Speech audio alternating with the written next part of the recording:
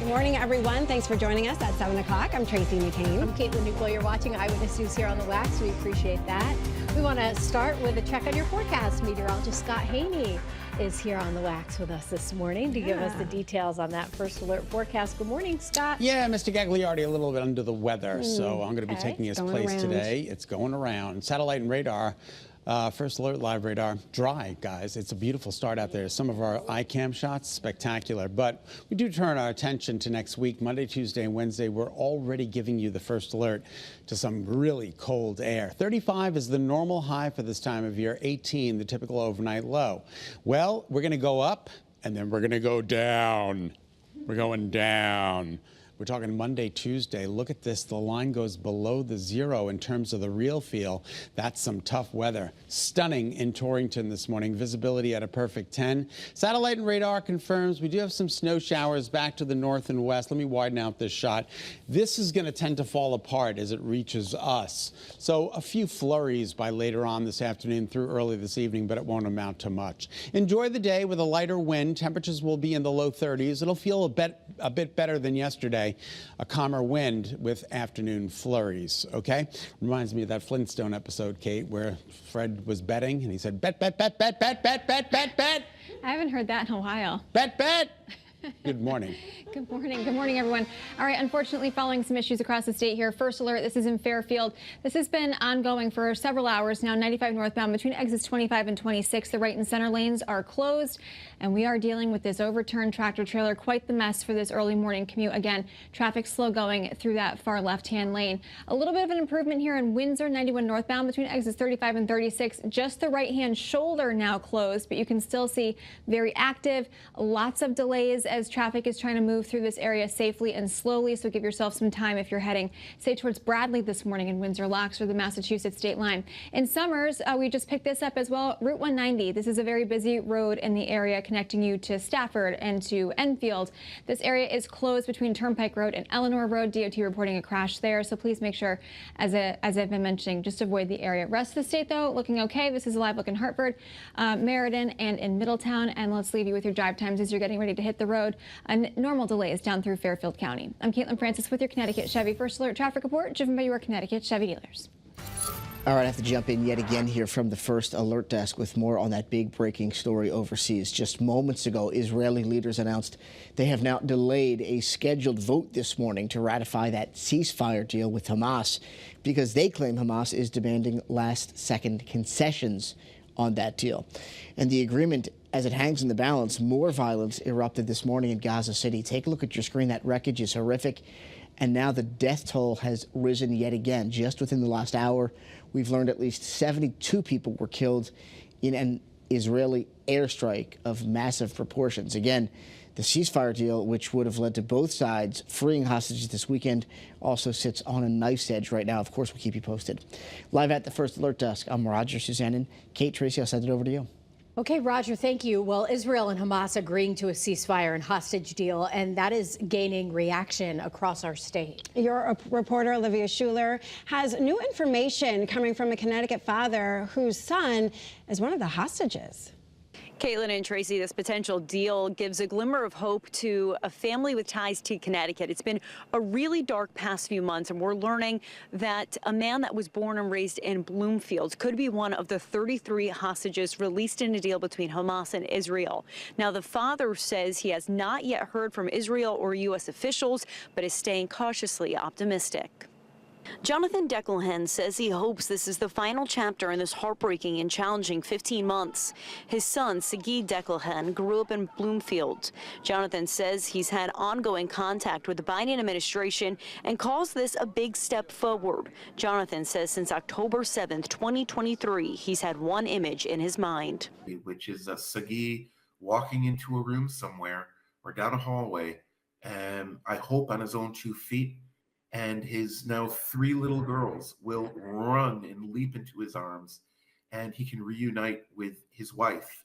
The Jewish Federation of Greater Hartford released a statement saying in part there's much work to be done and significant uncertainty ahead, but we are hopeful that the first phase of this agreement will pave the way for the remaining hostages to be reunited with their family.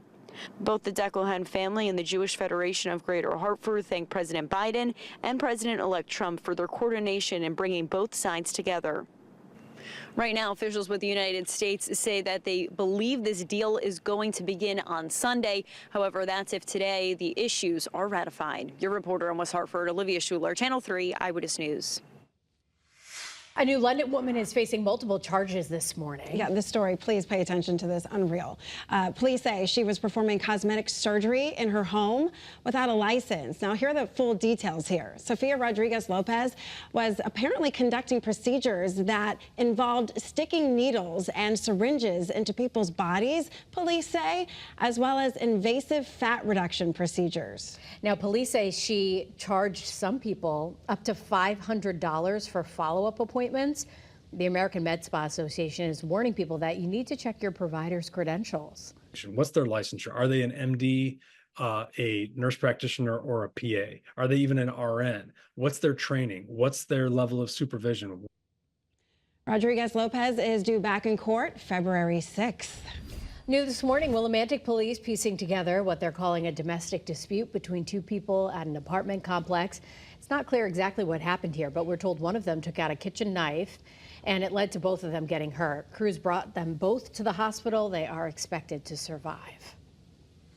Right, users already starting to look for other social media apps just days before the impending ban on TikTok. The most downloaded app in the U.S. for Apple right now is a similar platform. It's called Rednote. Your reporter Marcy Jones live in our studio this morning with an important warning for parents in regards to kids downloading this new app. All right, so what do we need to know, Marcy? That's right. Good morning. If you aren't familiar with Rednote, it's a Chinese app that's pretty comparable to TikTok, with the same basic premise of users posting and viewing short videos. But internet security experts warn to be cautious while exploring other social media apps. Barring a major shift in plans in less than 3 days, TikTok will be banned in the U.S. over security and data concerns, meaning any user currently on TikTok with an account will still exist, but come this Sunday, no new users can join. Just 2 days ago, the Supreme Court heard arguments over a law that could decide the popular app's fate for its 170 million American users with no viable solution in sight. Channel 3 spoke with an internet safety expert who says Rednote is like TikTok and many other apps owned by other countries. Many collect users' data that you might not want them to have. With Rednote, they say they will be using our IP addresses is how we connect to the internet, the IP address for location. They're going to be monitoring what we watch. A trending hashtag on Rednote right now is TikTok refugee. Your reporter in the studio, Marcy Jones, Channel 3 Eyewitness News. And we want you to weigh in on all of this. So would you make the switch from TikTok to Rednote? The vote stands right now at 90% of you saying no. You can still cast your vote through our website. Just go to the Vote Now tab or the WFSB app. Well, President Joe Biden is saying farewell just a few days here before the inauguration of President-elect Donald Trump. His address from the White House last night capped off his more than half a century of politics. Yeah, President Biden didn't name the president-elect directly during his remarks, but says he is concerned about our nation's future. Today, an oligarchy is taking shape in America of extreme wealth, power, and influence that literally threatens our entire democracy, our basic rights and freedoms. President Biden leaves office with a 39% approval rating. But the president maintains the country is on better terms with global allies and says that the Americans will benefit from historic investments at home in the long run.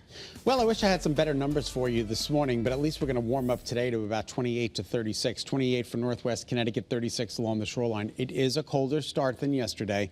We're down about 10 degrees. Not as windy, though, during the day today. Here are your headlines. Bright and beautiful. Milder to end the week. Tomorrow, 40 degrees. Beautiful day tomorrow.